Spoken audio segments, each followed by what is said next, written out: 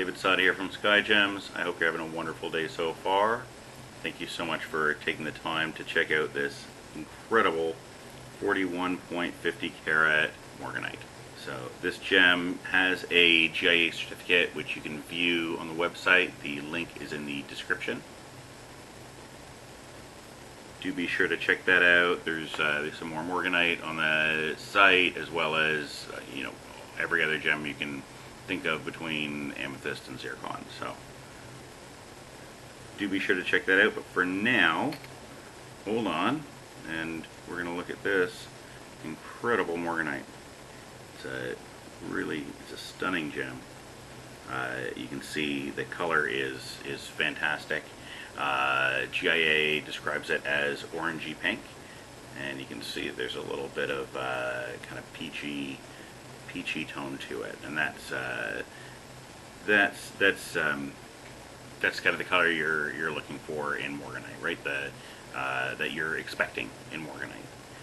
So for example, in kunzite, you're looking for the purplish undertone, and that's the common in Morganite. It's usually an orangey undertone. So the gem is extremely clean. It's eye clean plus it's near loop clean under 10 times magnification. If you go to like 90 times, then you start seeing the impurities that actually give the gem its color. So any gem with if there's no impurities in the gem, it would just be white beryl. So it's the impurities that actually give the gem its color. So you can see it has lovely color to it. As I said, near perfect clarity. There's no, there are no IF colored stones, but this is getting close. So the cutting on this is incredible. You can see this gem was cut in Eder Oberstein. If you don't know where that is it's a small village in Germany that was, it was the heart of, it still is the heart of gem cutting in Europe. It was the heart of gem cutting in the entire world for a very long time. So as you can see, it's stunning cutting. The cutting across the table is beautiful, perfect finish and polish, perfect symmetry. You can see the crown again, perfect where the facets meet, perfect. The girdle again, perfect. Across the back, if we look at the pavilion, coming up the sides of the gem, again, perfect. It's the symmetry. The symmetry is perfect. It's and if you've listened to many of my, I think this is probably the first time you've heard me say. If you've listened to many of my videos, you've probably never heard me say perfect before now, because almost nothing is. When you're getting into expensive, large, expensive colored stones like this, that's when you start to get to see the perfect, the perfect cutting, and that's what we're looking at. There's not better cutting to be had. There's equal cutting, but there's no better to be had.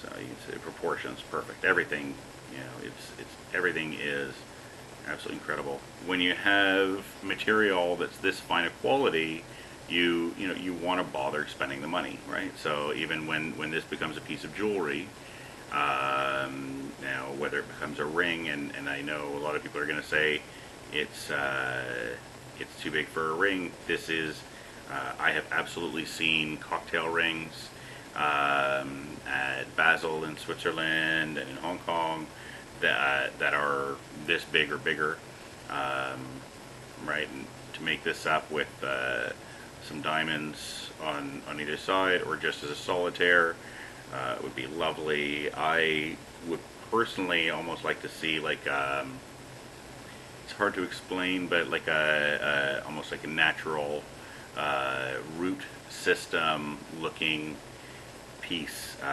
holding this, or branches holding this as a centerpiece. So thank you so much for spending the time to take a look at the gem. I'm going to tell a little bit more about the history of Morganite now while I show you the stone a little bit more.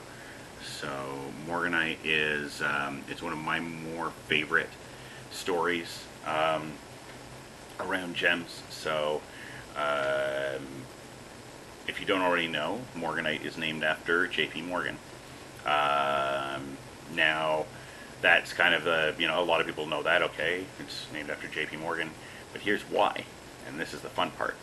So, there's a man named George Frederick Kunz, and he was, probably the most important person in gemology in the past, 100 years. So, he discovered kunzite in 1903. At which point he was the gemstone buyer for Tiffany and Company, the colored gemstone buyer for Tiffany and Company, and he was the vice president at 23. So he was, he was at that point he was working as the colored gemstone buyer, and so he was basically buying from himself. And he was very popular among all the, social classes, the high class people, and he was at all the right parties in New York. And he had great stories to tell because he was actually out in the field discovering gems. So he would tell the story of his gem that he discovered, kunzite, and people would come into Tiffany and say, "We want kunzite jewelry." So that was in 1903. In 1910, Morganite was discovered, and that is because J.P. Morgan was, as they say, a little, they say that he was a little jealous. They also say that he was, a big fan of gems and minerals, and had a giant collection of his own. So he did love gems and minerals, but they also say he was a little jealous of Kunz having all these people wearing his gem, and and his name on them, and he said, "I want people to pay for my name I want people to pay to wear my name." And Kunz said, "Okay, well, I know of a find of pink beryl. Like, I've heard of a find of pink beryl in Madagascar. I haven't gone to look at it yet. It's been prohibitively expensive. If you want to fund an expedition, cut me a big fat check, and if and when I find the gem, we'll name it after you." So Morganite was named before the gem was even being mined, right? J.P. Morgan sent this expedition to have the gem named after him. It wasn't just a ongoing, it wasn't just ongoing research or something that he was funding, and he was Kunz's, patron. This was very much, money changing hands for somebody to go and find a gem to name after J.P. Morgan. And I guess it's kind of one of those things that, what else are you going to do with your money? There must come a point. I have no idea really how much money J.P. Morgan had comparable to like today's money, but I have to imagine that that kind of money ends up, breeding boredom. And it's like, oh, I want a gem named after me, and I'm sure all types of other silly things. So anyway, I hope you enjoyed the story of Morganite.